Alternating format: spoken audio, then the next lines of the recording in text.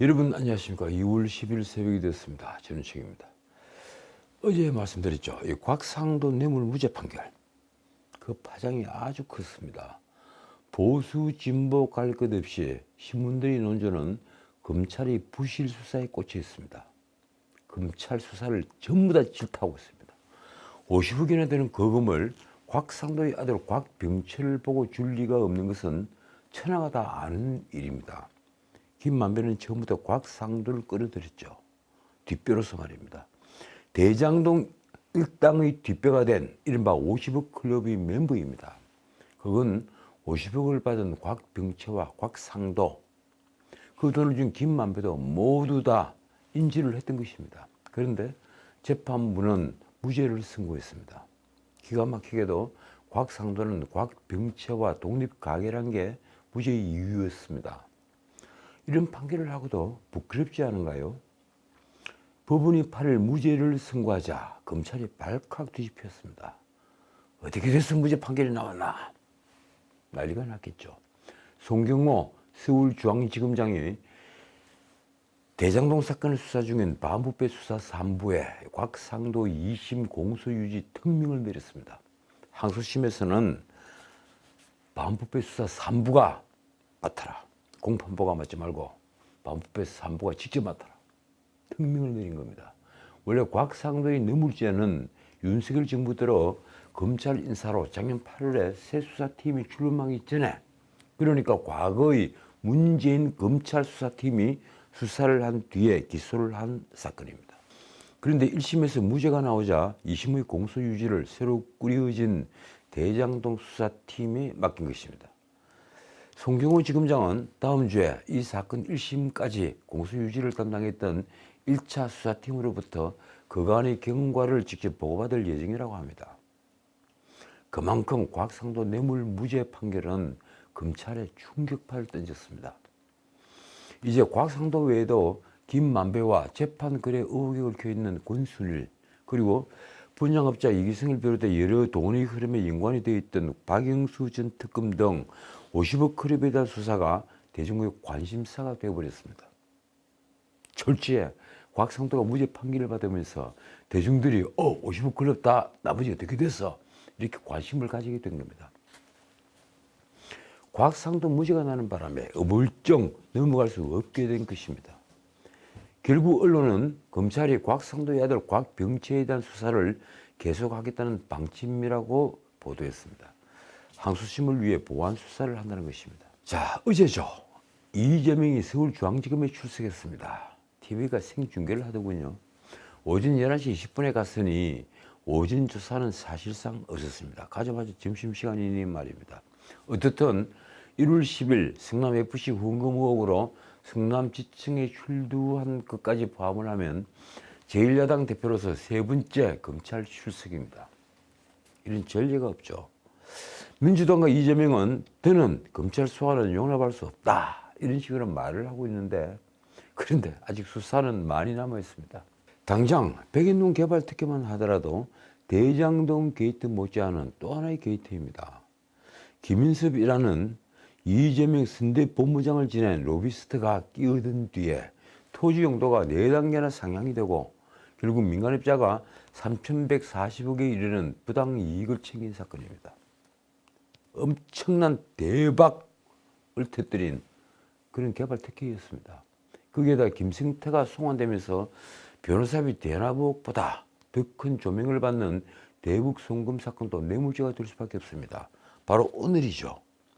그 김승태의 검고 죽인 김승태 매제 김모라는 자가 역시 영종도 공항으로 송환이 됩니다. 그가 들어오면 또 무슨 증거를 들까요? 또 최근 언론이 보도하기 시작한 정자동 호텔 건립에 따른 특혜 사건도 있습니다.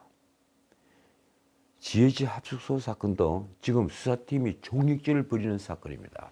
이러니 앞으로 이재명이 검찰에 소환될 일은 아주 많습니다. 제가 보기로 5손가락도 더 넘습니다. 어쨌든 이재명은 어제 검찰청에 들어가면서 마치 민주투사처럼 행동했습니다. 아마 보신 분들 많이 있죠. 생중계를 했으니 말입니다.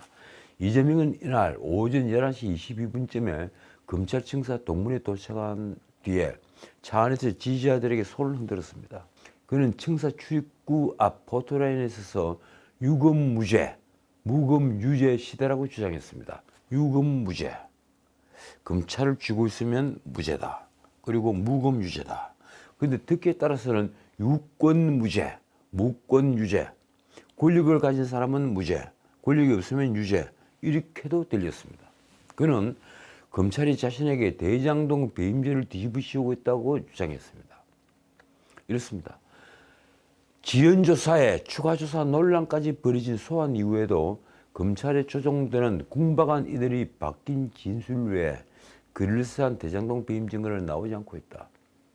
그러니까 유동규, 남욱, 정영학 이런 사람들의 바뀐 증언 외에는 다른 배임 증거가 나오지 않고 있다. 이 주장입니다. 과연 그럴까요? 그러면서 이런 시간에 전세 사기범을 잡는 등 민생에 힘쓰라고 검찰을 다그쳤습니다. 이재명을 잡고 있다는 수사력의 10분의 1만 50억 클럽 수사에 썼다면 곽상도 무죄 판결은 없었을 것이다. 그런데 이틀 전 곽상도 무죄 판결을 받은 걸 보면서 솔직히 말했어요. 이불 속에서 웃은 건 누굴까요? 이재명이 아닐까요? 아무도 모르게 이불 속에서 키득키득 웃은 사람 말입니다. 일단 무죄 판결 이유 중에는 정영학 녹취록에 나오는 김만배의 말을 믿지 않은 것도 있습니다. 재판부가 정영학 녹취록에 나오는 대장동 일당들의 발언의 신빙성을 제한한 것입니다. 이러니 김만배의 천화동인 1호 집은 428억 원 이재명 측의 것이라는 김만배의 녹취록 발언은 물론 유동규, 남욱, 정영학의 증언에 대한 신빙성도 모두 흔들리게 되었습니다. 그러니 이재명이 어찌 이불 속에서 웃지 않겠습니까? 이재명을 비롯한 민주당 인사들은 50억 클럽에 대한 수사를 제대로 하지 않았다고 검찰을 힐난합니다. 어떻게 검찰이 눈을 감았느냐, 부실수사다 이런 주장을 하죠. 그러나 그 말을 하고 있을 때도 아마도 그들은 속으로 웃고 있었을 것입니다. 당장 50억 클럽 수사를 재개하여 그 뿌리를 캔다면 어떤 일이 벌어질까요? 아마도 그들은 대법원 재판거래라는 광복후 최대 스캔들을 직면할 것입니다. 대법관에게 뇌물을 바친 뒤에 사건을 무죄 취지로 파기환송하도록 만들었다. 꿈에도 상상할 수 없는 일입니다. 문명국에서 절대 있을 수 없는 일입니다. 그러나 김만배가 대법관 권순일의 방에 8차례나 들락거린 사실은 이 추악한 상상이 사실일 가능성이 아주 높다는 것을 보여줍니다. 아니 사실일 수밖에 없을 것입니다. 그 사건의 중심에 바로 이재명이 있습니다. 저는 이 사건 하나만으로도 우리 사법부가 정화될 것을 믿습니다. 어떻든 이재명은 벌써 3번째다며 자신이 사실 많이 억울하고 힘들고 괴롭다.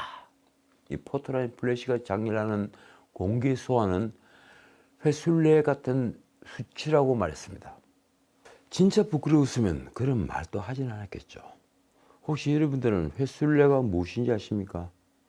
왕조시대 이 죄인을 처형하기 전에 얼굴에 회치를 한 뒤에 사람들 앞에 조리돌림식으로 내돌리며 모욕을 주던 것을 말합니다. 그걸 횟술래라고 하죠.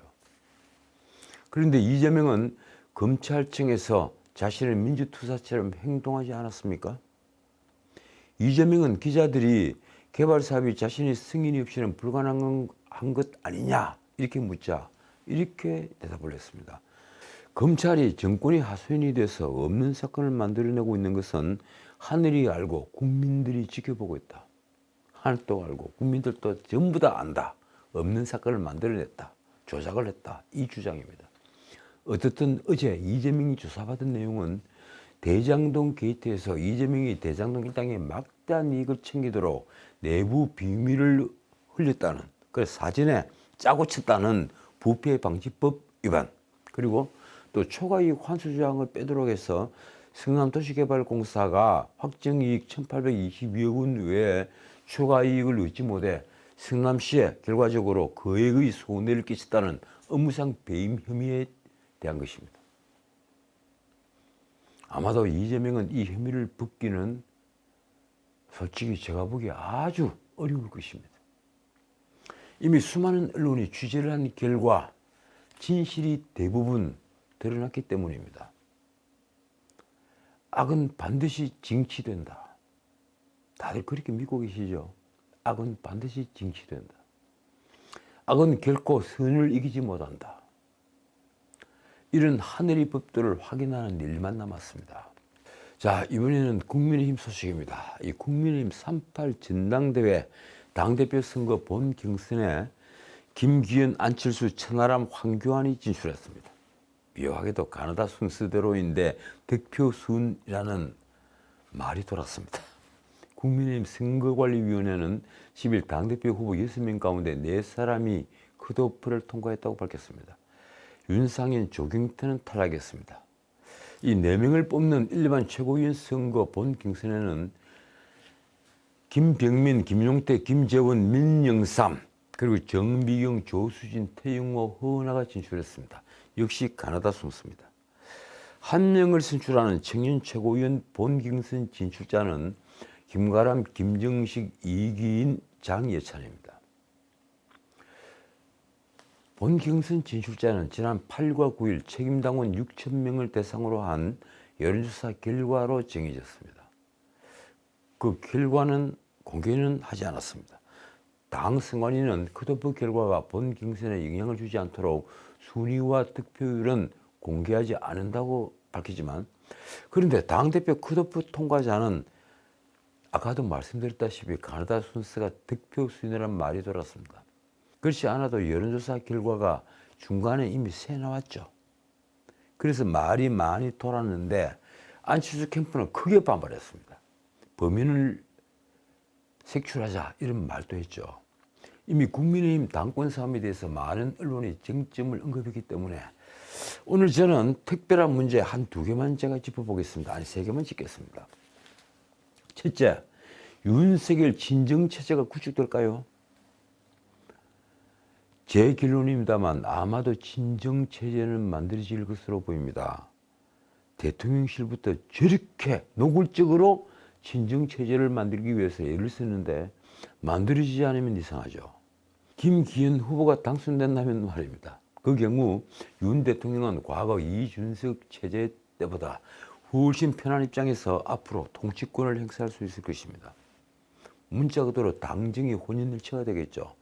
그동안 여러 여론조사를 통해 국민의힘 안에서 윤석열 대통령의 뜻에 동조하는 비율은 어느 정도일까요? 40% 정도로 보였습니다. 그런데 당권 싸움이 결선 투표까지 가게 된다면 결국 당의 정체성이 당권을 결정하는 요인이 될 것이어서 최종적으로 김기현이 안철수보다는 유리한 고지에 올라설 것으로 보이는 것입니다. 일부 언론은 유승민, 이준석을 지지하는 수도권 2030의 표심이 천하람에게 간 결과로 안철수보다 김기현이 유리한 고지에 섰다는 분석을 내놓았습니다. 결국 주류 친윤의 지지를 받은 김기현이 막판에 보수의 정체성에서 우위를 점해 승리할 것이라는 예측이 많습니다. 자, 2번째 관전 포인트. 현재와 같은 선거 행태에 문제는 없는가요? 여러분들 이상하게 생각하지 않습니까? 우선 당대표에 출마한 천하람은 유승민, 이준석의 지지를 바탕으로 최종 레이스까지 진출을 했지만 어디까지나 어진 경험이 전혀 없는 정치 지망생에 지나지 않습니다. 최고위원회 출마한 분들 몇 면을 보면 이 문제는 좀 더 심각합니다. 현역 의원은 조수진, 태영호, 허은하, 초선 의원 3명뿐입니다. 정미경과 김재원은 전직 의원입니다. 그리고 김병민, 김용태, 민영삼 3분은 역시 어진 경험이 전혀 없는 정치 지망생들입니다. 말하자면 정치 지망생들이 당대표와 최고위원회 대거 출마하고 있는 것입니다. 당 지도부에 어차피 정치 지망생들이 일정 부분 들어올 수밖에 없게 된 구조입니다. 이게 뭘 의미합니까? 정치의 주된 장소는 의회입니다. 그런데 민주주의를 하는 나라에서 의회 경험이 전무한 정치 지망생이 당의 대표가 되겠다고 나서는 것을 어떻게 보아야 할까요? 최고위원회 출마한 이들 중에도 재선 의원조차 보이지 않습니다.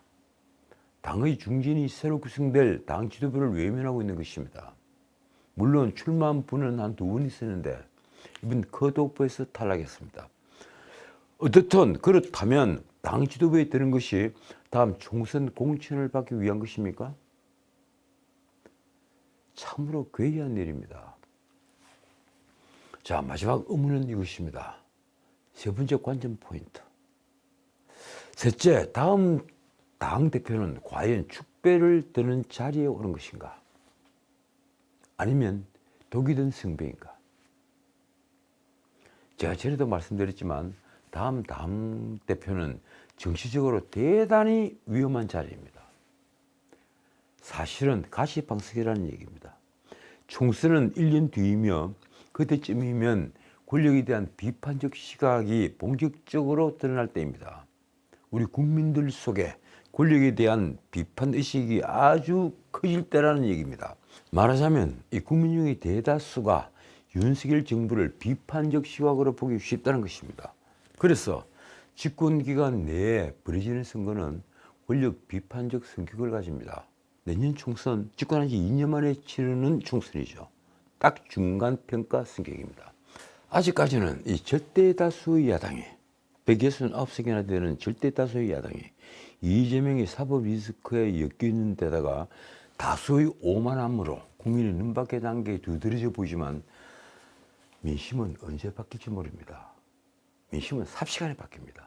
보수 여당이 다음 총선에서 이기기가 생각처럼 쉽지 않다는 의미입니다. 특히 지금 우리 경제 사정은 최악입니다. 3고 시대, 그러니까 고환율, 고금리, 고물가 시대에 이 무역 적자는 11개월째 계속되고 있습니다. 12개월째 무역 적자도 필연적입니다. 일자리는 늘지 않는데 자영업자들은 오히려 구인난에 허덕이고 있습니다. 이런 최악의 경제 상황은 지금까지는 문재인 정부가 뿌린 씨앗 때문이라는 변명이 통했습니다. 전기요금이 하나 올라도 문재인 정부 때문이다. 이런 변명이 통했죠.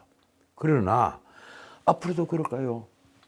집권 1년이 넘어가면 경제 실정의 모든 책임은 오롯이 윤석열 정부가 져야 합니다. 그러니 윤석열 정부는 아마도 개혁의 유혹에서 벗어나기 어려울 것입니다. 이런 경제 실정 대신에 다른 데서 개혁을 보여주는 겁니다. 그런데 말입니다. 이 노동개혁, 교육개혁 등은 이미 총력으로 매진하기에는 때를 놓쳤습니다. 솔직한 말입니다. 제가 로드맵을 마련하지 못한 과거 윤석열 정부 인수위를 비판을 했던 이유입니다. 인수위 때 마련을 했었어야죠. 연금개혁은 오히려 민심을 읽기 아주 좋은, 민심을 읽기가 십상인 그런 계획입니다. 많이 내고 적게 받아야 되는 말입니다. 연금개혁은 미래 세대를 위해 반드시 해야 하는 계획이지만 우선은 외면을 받는다는 말입니다. 그렇다면 윤석열 정부는 어떤 유혹에 빠질까요? 이른바 문재인 정부 적폐청산에 매달릴 것입니다. 때마침 이재명의 사법 리스크가 본격화하니 원하든 원하지 않든 앞으로 1년간은 적어도 한동안은 적폐청산은 계속될 것입니다. 공직선거법 재판에다가 제3자 뇌물 혹은 뇌물죄로 기소할 범죄만 해도 성남FC 후원금 사건, 거기다 대장동 게이트, 이건 배임에다가 뇌물죄겠죠. 그리고 백인동 개발로 이것도 마찬가지입니다. 배임죄에다가 뇌물죄. 그리고 상방울 대북 송금 사건. 이런 사건들이 있습니다. 최근 불거진 정자동 호텔 사건도 숨어있는 폭탄입니다. 여기에다 문재인 정부에서 벌어졌던 권력형 부패 사건 수사와 기소도 아마 시작될 것입니다. 원전 경제성 평가 조작 사건, 거기에다 울산시장 선거 개입 사건, 거기에다 또 있죠. 우선 드러난 것만 하더라도 탈북어민 강제 북송 사건, 거기에다가 우리 해수부 공무원 피격 사건이 있습니다. 이런 사건에 대한 공식적인 수사, 그리고 기소도 연이을 것입니다.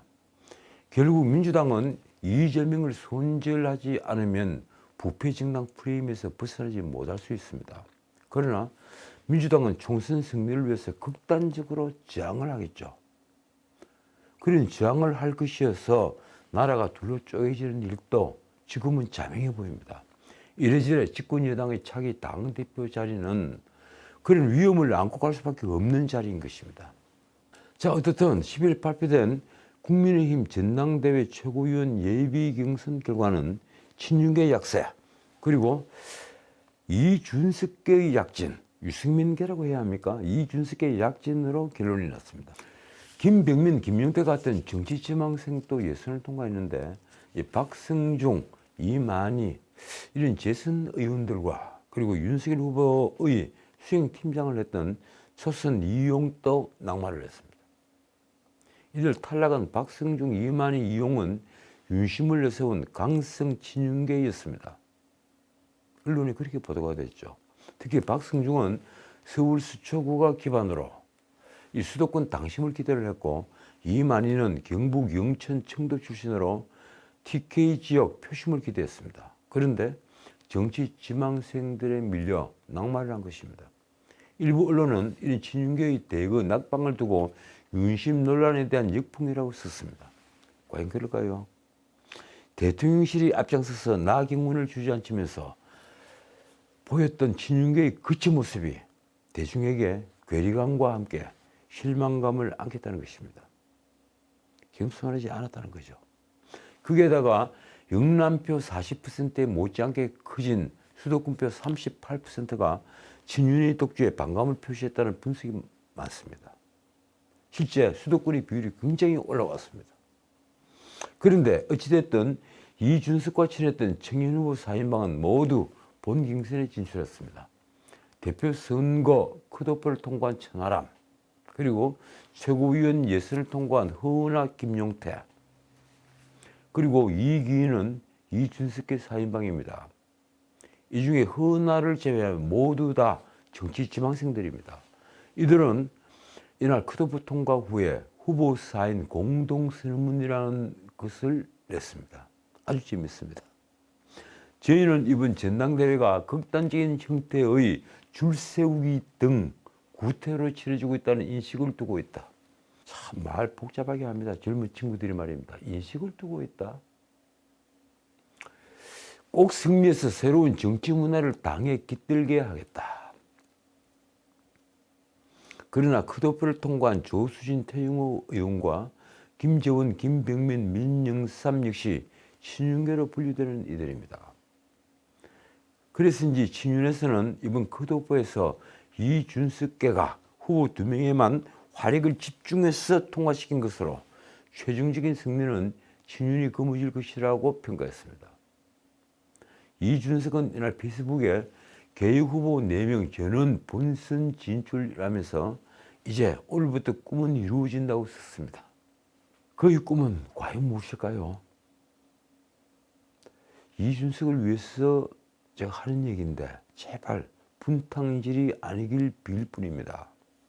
자, 오늘은 여기까지입니다. 검찰이 내주 이재명에 대한 구속영장을 청구할 것으로 보입니다. 언론이 일제히 그렇게 보도했습니다. 이 경우에 이재명에 대한 체포동의안이 국회에 제출될 것입니다. 결국 2월 임시국회 내내 이재명의 구속을 둘러싼 여야 간 방탄 논쟁이 불가피해졌습니다. 체포동의안은 재적 의원 과반수 출석에 출석 의원 과반수 찬성을 받으면 통과됩니다. 국회법상 체포동의안은 국회 제출 후에 처음 열리는 본회의에서 자동으로 보고되며 보고된 때부터 24시간 이후 72시간 이내에 표결을 해야 합니다. 72시간이 넘은 경우에 표결되지는 않고 그 이후 최초로 열리는 본회의에 상정돼서 표결에 붙여집니다.